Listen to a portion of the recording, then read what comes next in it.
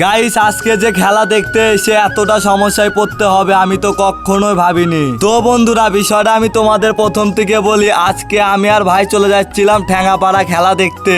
আর হ্যাঁ, ঠ্যাঙ্গাপাড়া যেতে কিন্তু 1 ঘন্টা টাইম লাগে আমাদের। আর ঠ্যাঙ্গাপাড়া পৌঁছাতি দেখো কত ভিড় হয়ে গেছে।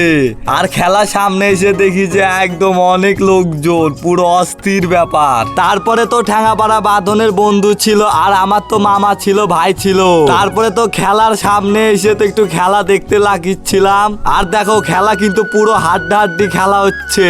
আর দেখতে দেখতে তো একটা গোল হয়ে গিয়েছিল, আর আমরা তো সেই খুশি হয়েছিলাম। আর সেইভাবে গোল দিয়েছে, কি বলবো গাইস তোমাদেরকে। আর গাইস আমরা তো অনেকক্ষণ ধরে দাঁড়া থেকে খেলা দেখছিলাম, আর আমার তো পা লেগে গিয়েছিল।